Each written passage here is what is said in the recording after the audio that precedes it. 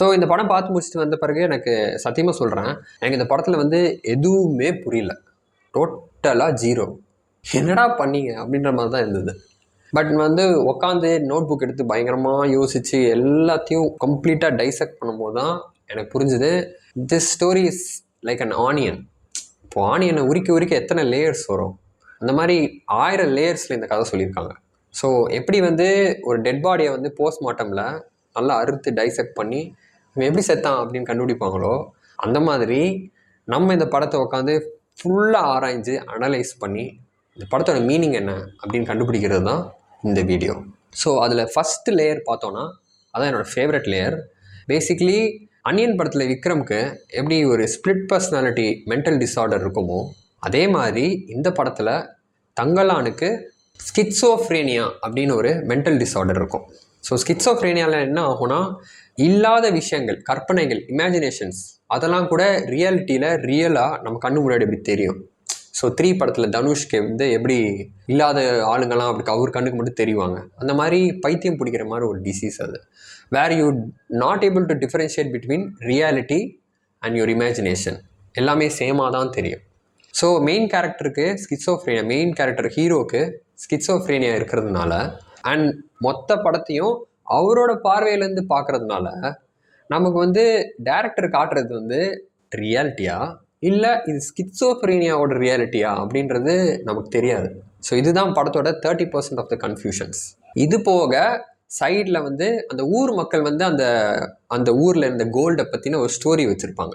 Basically a story that's being pass down generation after generation. So அது வந்து காலங்காலமாக தாத்தா பேரனுக்கு சொல்லித்தர, அவனோட பேரனுக்கு சொல்லித்தர ஒரு கதை வந்து பாஸ் ஆகிட்டே இருக்கும். பட் இதில் என்ன பிரச்சனைனா, பாசிங் த சீக்ரெட்ஸ்னு ஒரு கேம் இருக்கும். அது நீங்கள் கேள்விப்பட்டீங்களான்னு தெரியல. ஸோ 10 பேர் இருக்காங்கன்னா அதில் ஃபஸ்ட் பர்சன் செகண்ட் பர்சனுக்கு ஒரு சீக்ரெட் சொல்லுவான், செகண்ட் பர்சன் தேர்ட் பர்சனுக்கு ஒரு சீக்ரெட் சொல்லுவான். இப்படியே சீக்ரெட்டை பாஸ் பண்ணிட்டே இருப்பாங்க. 10th ஆள்கிட்ட என்ன சீக்ரெட் சொன்னாங்கன்னு கேட்டாங்கன்னா அவன் என்னமோ ஒன்று சொல்லுவான். ஸோ ஃபஸ்ட் ஆள்கிட்ட ஆப்பிள்னு சொல்லியிருந்தோன்னா 10th ஆள் டைகர் அப்படின்னு சொல்லுவான். சம்மந்தமே இருக்காது. ஸோ அந்த மாதிரி ஜென்ரேஷனாக ஒரு ஸ்டோரி பாஸ் ஆன் ஆகும்போது இட் வில் கெட் கண்டாமினேட்டட். அது வந்து கலப்படம் ஆகிடும். ஸோ அந்த கதையில் வந்து எது உண்மை எது பொய்ன்னு நமக்கு தெரியாது, கன்ஃபியூஷன் ஆகிடும். ஸோ இதனால் அவங்களோட கட்டுக்கதையிலையும் நிறையா மேஜிக் இருக்கும். அண்ட் நம்ம ஹீரோ வேறு கொஞ்சம் நிறைய கற்பனை பண்ணுவார். ஸோ இது ரெண்டுத்தையும் கலந்து பார்க்கும்போது உங்களுக்கு வந்து புரியவே புரியாது, இது மேஜிக்கா இல்லை உண்மையா இல்லை ஸ்கிட்சோஃப்ரேனியாவா, என்னடா நடக்குதுங்க அப்படின்னு சொல்லி ஃபஸ்ட் ஆஃப் முடிஞ்சு மண்டை பிதுங்கி கன்ஃபியூஸ் ஆகி வெளியே வருவீங்க. ஃபார் எக்ஸாம்பிள், அந்த கட்டுக்கதைப்படி ஆர்த்தின்ற பொண்ணை கொலை பண்ணி அவரோட ரத்தத்தை வந்து அந்த பூமியில் சிந்தும் போது தான் அந்த பூமி வந்து பொண்ணாக மாறும், கோல்டாக மாறும். பட் அது வரைக்கும் கோல்டு மாதிரி தெரிகிற மண்ணு தான் அவங்களுக்கு கிடைக்கும். But Aarthi blood only gives the actual gold. இதுதான் கட்டுக்கதை, இதுதான் மேஜிக். பட் உண்மை பார்த்தோன்னா கோல்டு மாதிரி இருக்கிற மண் இருக்கும், ஆர்த்தியும் இருப்பா, ஆர்த்தியை கொலையும் பண்ணுவாங்க, அவர் ரத்தமும் சிந்தும். பட் அவர் ரத்தம் வந்து மேஜிக்கலாக கோல்டாக மாறாது. விடாமுயற்சி விஸ்வரூப வெற்றின்னு சொல்லி தங்கலான் தான் எல்லாரும் கிவ் அப் பண்ண அந்த குகையில் இன்னும் ஆழமாக போய் தங்கத்தை கண்டுபிடிப்பார். பேசிக்காக இந்த பிக்சர் மாதிரி மக்கள் எல்லாரும் கிவ் அப் பண்ணிடுவாங்க, ஆனால் தங்கலான் மட்டும் தங்கத்தை எடுப்பார். இதுதான் ஃபஸ்ட்டு பாயிண்ட். செகண்ட் பாயிண்ட் வந்து ஆர்த்தின்ற ஒரு பொண்ணுக்கு பயங்கரமான ஒரு குரல், அந்த குரலை வச்சு கத்துனா மேஜிக்கல் பவர், அது வந்து அப்படியே மொத்த ஊர் மக்களே அது வந்து காலி பண்ணிடும் அப்படின்ற ஒரு பவர் இருக்கிற மாதிரி ஒரு கட்டுக்கதை இருக்கும். அண்ட் செகண்ட் ஹாஃபில் கிளைமேக்ஸில் பார்த்தாலும் அந்த செகண்ட் ஆர்த்தியோ 10th ஆர்த்தியோ தான் அது ஆர்த்தின்னு தெரில, அந்த ஆர்த்தியும் அதே மாதிரி கத்துற மாதிரி காட்டுவாங்க. எல்லா ஊர் மக்களும் அப்படியே படுத்துற மாதிரி காட்டுவாங்க. அப்படியே டே வந்து நைட் ஆகும், நைட்டு வந்து டே ஆகும், என்ன நடக்குதுன்னே புரியாதாங்க. ஆனால் இது எல்லாமே விக்ரமோட ஸ்கிட்சோஃப்ரேனியா. ஆக்சுவல் ரியாலிட்டி என்னன்னா, ஸ்கார்ஃப் போட்டு ஒரு ஆர்த்தி இருப்பா இல்லையா, கருப்பு கலர் ஸ்கார்ஃப் போட்டு ஆர்த்தி, அவர் நிறைய ஆளுங்களை கூட்டு வந்திருப்பா சண்டை போடுறதுக்கு. அண்ட் அவங்களோட சண்டையில் மோதி அந்த சண்டையில் தான் எல்லாரும் அடித்து அடிபட்டு அடி வாங்கி கீழே வந்து கிடப்பாங்க. அதுதான் அங்கே நடந்தது. பட் விக்ரமோட மைண்டு வந்து இல்லை, அந்த கட்டுக்கதையில் வர ஆர்த்தி எப்படி அவரோட குரலை பயன்படுத்தி எல்லாரையும் காலி பண்ணுவாங்களோ அந்த மாதிரி தான் நம்ம மக்கள் காலி பண்ணிட்டாங்க அப்படின்ற வந்து ஒரு கற்பனை அங்கே வந்து எக்ஸ்பிளைன் பண்ணும் அந்த நிகழ்வை. ஸோ படம் முழுக்க நீங்கள் பார்த்தீங்கன்னா விக்ரம் நிறைய ஆர்த்தியை பார்ப்பார். ஸோ அவங்க வந்து ஒரு கடலை கிராஸ் பண்ணுவாங்க, ஒரு ரிவரை கிராஸ் பண்ணுவாங்க, அங்கே ஒரு ஆர்த்தியை பார்ப்பார். ரிவருக்குள்ளேருந்து ஒரு கிணத்துக்குள்ளே வந்து ஒரு புத்தர் சிலை எடுப்பாங்க, அங்கே ஒரு ஆர்த்தியை பார்ப்பார். அங்கெல்லாம் ஆர்த்தி கிடையவே கிடையாது. ஏன், ஒரு ஆர்த்தி கூட பேசிகிட்டு இருப்பார், ஒரு ரெட் கலர் பெயிண்ட் அடிச்ச ஆர்த்தி. பொண்டாட்டி கூட கேட்பா, யார்கிட்டப்பா பேசுகிறீங்க, என்னப்பா நடக்குதுங்க அப்படின்ற மாதிரி. So he is suffering from schizophrenia throughout the movie. But அது வந்து சைலண்ட்டாக he will be battling that mental disorder. ஒய்ஃப்ட கூட சொல்ல மாட்டார் என்ன அவருக்கு என்ன ப்ராப்ளம் அப்படின்றது. ஸோ 3 படத்தில் பார்த்தோன்னா தனுஷ் இதே ப்ராப்ளம் தான், இதே மாதிரி தெரியாது ஏதோ இல்லாத ஆளுங்க இல்லாத வாய்ஸஸ்லாம் கேட்டு அலறி போய் பயந்து போய் தன்னைத்தானே சூசைட் பண்ணிக்குவார். பட் தங்கலான் தன்னைத்தானே போராடி தாங்கூடையே எதிர்நீச்சல் அடித்து, so he is not only winning over himself, he is also leading the people towards the gold. ஊர் மக்களும் சொல்லுவாங்க இங்கெல்லாம் தங்கம் கிடைக்காதுப்பா, இதே வெள்ளி பாத்திரம் தானே என் ஊர்லேயே கிடைக்குது அப்படின்னு அவங்களோட நெகட்டிவ் தாட்ஸ், அவரோட ஓன் நெகட்டிவ் தாட்ஸ் எல்லாத்தையும் எதிர்நீச்சல் அடித்து அவங்கள லீட் பண்ணி தங்கத்தை பிடிப்பார். ஸோ ஸ்கிட்சோஃப்ரேனியா அந்த மாதிரி ஒரு மென்டல் டிஸார்டர் உங்களுக்கு இருக்குது. லைக் ஃபார் எக்ஸாம்பிள் எனக்குலாம் ஓசிடி இருக்குது, சில பேருக்கு ஏடிஎஸ்டி இருக்கும், சில பேர் ஆர்டிஸ்டிக்காக இருப்பாங்க. நீங்கள் என்ன வேணால் இருந்துட்டு போங்க, உங்கள் மைண்டில் என்ன வேணால் வாய்ஸஸ் இருந்துட்டு போகுது, இல்லை எதுவுமே இல்லைனா கூட பரவாயில்ல. ஃபார் எக்ஸாம்பிள் ஒரு ஜென்ரல் ஒரு நார்மல் காமன் மேன் அவனோட கனவை தேடி போகிறாங்கன்னு வச்சுக்கோங்க, லட்சியத்தை தேடி போகிறாங்க, ட்ரீமை சேஸ் பண்ணி போகிறாங்கன்னா அவங்களுக்கும் நெகட்டிவ் தாட்ஸ் நேக் பண்ணிகிட்டே இருக்கும். செல்ஃப் டவுட், இது ஒர்க் ஆகாது, இது ஃபெயில் ஆகிடும், நீ தோற்றுருவேன், நீ ஜெயிக்க மாட்டேன் அப்படின்னு lots and lots of negative thoughts கான்ஸ்டண்ட்டாக நேக் பண்ணிட்டே இருக்கும். ஸோ நம்ம எல்லாருமே நம்மளை நாமளே எதிர்நீச்சல் அடித்து தான் நம்ம கனவை தேடி பயணம் பண்ணணும். ஸோ அந்த விதத்தில் it's a movie about chasing our dreams despite our inner demons. And முக்கியமாக ஸ்கிட்சோஃப்ரேனியாவில் கஷ்டப்படுறவங்களுக்கு இது ஒரு பெரிய இன்ஸ்பைரிங் மூவி. லைக் நீங்கள் சூசைட் பண்ணிக்கணும்னு அவசியம் இல்லை, நீங்கள் வேர்ல்டு லீடராகவே ஆகலாம், மொத்த ஊர் மக்களே ஒரு பிளைண்ட் ஃபெய்த்தை வச்சு நம்பிக்கையை வச்சு போராடி ஜெயிச்சு தங்கத்தை கொடுக்கலாம் அப்படின்ற ஒரு மெசேஜ் சொல்கிற படம் தான் Thangalaan. So it's a movie about mental health disorder. காலங்காலமாக விவசாயம் பண்ணி நிலம் நம்மளுது, உழைப்பு நம்மளுது, ஆனால் எல்லாத்தையும் கொடுத்து கடைசி நெல் அவங்கக்கிட்ட கொடுக்குறீங்களே, இதுதான் நம்ம புள்ளையும் பண்ணும், பிள்ளையோட புள்ளையும் பண்ணும், இது இப்படியே தான் தொடரும், இது எப்போ மாறும்?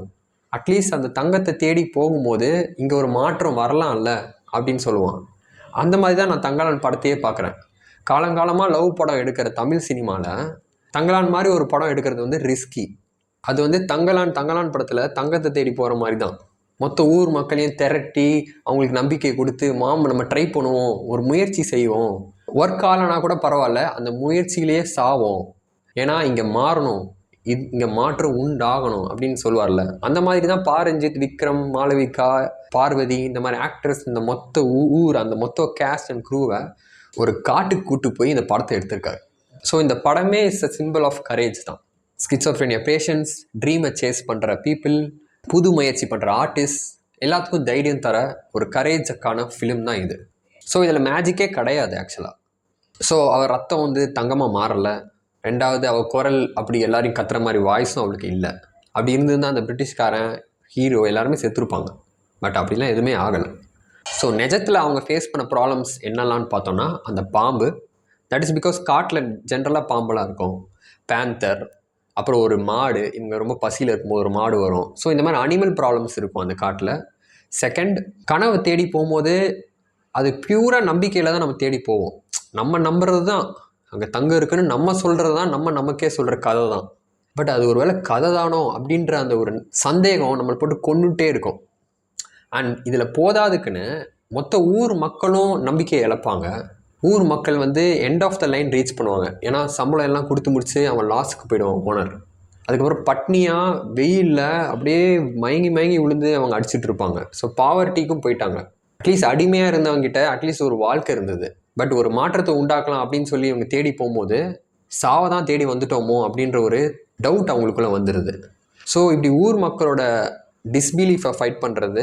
அப்புறம் அவன் மனசுக்குள்ளேயே ரெட் கலர் பெயிண்ட் அடித்த மாளவிகா போட்டு கான்ஸ்டெல்லாம் செத்துருவேன் ஆக்ட் பண்ணிகிட்டே இருப்பாள். ஸோ ஸ்கிட்சோஃப்ரேனியாவை ஃபைட் பண்ணி, மக்களை ஃபைட் பண்ணி, எல்லாரையும் ஃபைட் பண்ணி நம்பிக்கையோடு தேடிட்டே இருப்பார். அண்ட் ஹிஸ்ட்ரியில் சொல்கிற மாதிரியே தங்க மண்ணை தான் பார்ப்பாங்க. அதை பார்த்து எல்லோரும் கிவ் அப் பண்ணிவிடுவாங்க. இவர் அதையும் தாண்டி அந்த மாளவிகா சொல்லுவான் மைண்டில் முயற்சி செய் அப்படின்னு, அதையும் தாண்டி போவார். ஸோ அதுதான் இந்த படத்தில் இருக்கிற மிகப்பெரிய ஹீரோயிசம். பட் அதை தாண்டி இன்னொரு லேயர் ஆஃப் ஸ்டோரி டெல்லிங் இருக்குது, அதுதான் கேஸ்ட். இதுதான் எனக்கு ரொம்ப பிடிச்ச லேயர் ஆக்சுவலாக. ஸோ நம்ம கபாலி பார்த்துருப்போம், காலா பார்த்துருப்போம். பட் கபாலியும் காலாவும் சேர்த்து பார்த்தா எப்படி இருக்கும், அதுதான் தங்கலான். ஏன் சொல்கிறேன்னா, கபாலி கிளைமேக்ஸ் என்னென்னா, நான் அப்படி தாண்டா கெத்தா ஸ்டைலாக கோட் சூட் போட்டு நிப்பண்டா அப்படின்னு ரஜினி சொல்லுவார். அதே மாதிரி விக்ரம் கோட் சூட்லாம் போட்டு அந்த ஹார்ஸில் பெரிய கன்னெல்லாம் வச்சுட்டு இறங்குவார் ஊருக்குள்ளே. ஸோ கபாலி படம் கிளைமேக்ஸ் தான் ஃபர்ஸ்ட் ஹாஃபோட கிளைமேக்ஸ். அதே மாதிரி காலாவில் பார்த்தோன்னா ரஜினி செத்து போயிடுவார்.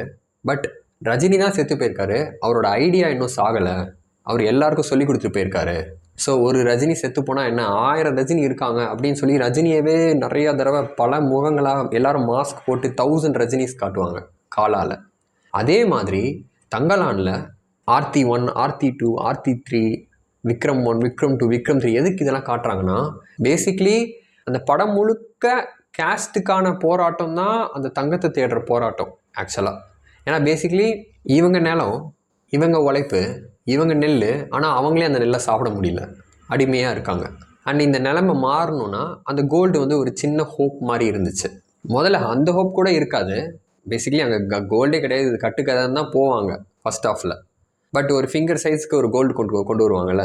ஸோ அதுதான் அவங்களோட ப்ரூஃப் ஆஃப் கான்செப்ட், இந்த லேண்டில் கோல்டு இருக்குது அப்படின்னு. அண்ட் அந்த கோல்டு கண்டுபிடிச்சதுக்கே இவனுக்கு மாலை, மரியாதை, பேண்ட்டு, சட்டை, கௌரவம், ரெஸ்பெக்ட், அந்த ரெஸ்பெக்ட் கிடைக்காததுனால தான் ஏங்கிட்டு இருப்பாங்க இவங்க.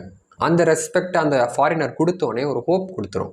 ஓ மேபி இந்த சாதனையை நம்ம பண்ணோன்னா, கோல்டை கண்டுபிடிச்சோன்னா நம்ம மக்களுக்கிட்டேருந்து பிடுங்கின மரியாதையை திருப்பி கொண்டு வந்துடலாமோன்னு ஒரு ஆசை வரும் விக்ரம்க்கு. அதுக்காண்டி தான் மொத்த படமுமே அந்த தங்கத்தை அவ்வளோ ஃபைட் பண்ணி அவர் தேடுவார். பட் அந்த படம் மொத்த படம் பார்க்கும்போது அந்த விக்ரம் போடுற அந்த ஃபைட் இருக்கு இல்லையா, அகெயின்ஸ்ட் கேஸ்டிசம், அது விக்ரம்கான தனிப்பட்ட சண்டை கிடையாது. ஒரு விக்ரம் மட்டும் அந்த சண்டையை போடல, எவ்வளவோ மக்கள் கேஸ்டில் கஷ்டப்படுறாங்க. ஏன் எவ்வளவோ மக்கள் கூட இல்லை, எவ்வளவோ ஜென்ரேஷனாக மக்கள் அதே கேஸ்ட் ப்ராப்ளமில் கஷ்டப்படுறாங்க.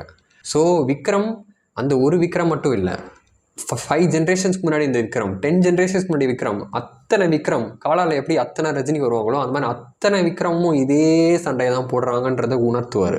ஸோ அது ஒரு கால கிளைமேக்ஸ் அங்கே கிடைக்கும் நமக்கு. பட் அது மட்டும் இல்லாமல் ஒரு இன்னொரு நியூ ரியலைசேஷன் விக்ரமுக்கு கிடைக்கும். ஸோ கஷ்டப்பட்டு இந்த தங்கத்தை எடுத்துகிட்டு வந்து பிரிட்டிஷ்காரங்கிட்ட கொடுத்தா நமக்கு மரியாதை கிடைக்கும் அப்படின்றதுக்காக தான் இந்த போராட்டத்தை ஆரம்பிப்பார். But somewhere along the way he realises அந்த தங்கம் கொடுக்கறதுக்காக தேடக்கூடாது, காப்பாற்றுறதுக்காக தேடணும். ஏன்னா அந்த தங்கம் உரிமையாக அவங்களோடது. ஸோ மரியாதையை ஒரு உரிமையாக சண்டை போட்டுட்டு இருந்த விக்ரம் கடைசியில் தங்கமே ஏன் உரிமை தான், இது ஏன் நிலத்தில் இருந்த தங்கம், இது என்னோட தங்கம் அப்படின்றத புரிஞ்சுக்குவார். ஏன்னா பேசிக்லி பணம் நமக்கு எப்படி சேரும்னா 2 விதமாக சேரும். இப்போ நம்ம அப்பா பணக்காரனாக இருந்தால் இன்ஹெரிட்டன்ஸில் அந்த பணம் நமக்கு சேரும். இல்லை நம்ம கையில் உழைப்பு இருந்ததுன்னா நம்ம உழைச்சி சம்பாரித்து அந்த பணம் நமக்கு சேரும். ஸோ அப்பாயிட்டன்ட் இன்ஹெரிட்டன்ஸ் ஆர் நம்ம ஓன் உழைப்பு, இந்த 2 விதத்தில் தான் பணம் சேர முடியும் நமக்கு. பட் இந்த படத்தில் பார்த்தீங்கன்னா உழைப்பும் இருக்கும், இன்ஹெரிட்டன்ஸும் இருக்கும், 2மே இருக்கும் விக்ரம்கிட்ட.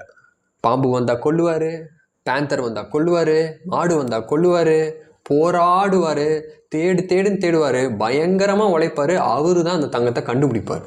ஸோ ரைட்ஃபுல்லி த தங்கம் is his. He only deserves that தங்கம். உழைப்பு வழியாகவும் பார்த்தாலும் அவர் தான் டிசர்வ் பண்ணுறாரு. அண்ட் ஏதோ ட்ரைபல் மக்கள் அந்த தங்கத்தை காப்பாற்ற ட்ரை பண்ணுறாங்க, நம்ம அவங்ககிட்ட இந்த சண்டை போட்டு தங்கத்தை எடுத்து ஊருக்கு போய் பிரிட்டிஷ்காரன்ட்ட கொடுப்போம்னு சொல்லி சண்டை போட்டுட்டு Vikram what he realises is நம்மளோட ஆன்சஸ்டர்ஸ் எல்லாமே அந்த மாதிரி ஒரு ட்ரைபல் பீப்புள் தான். So basically he belongs to the try.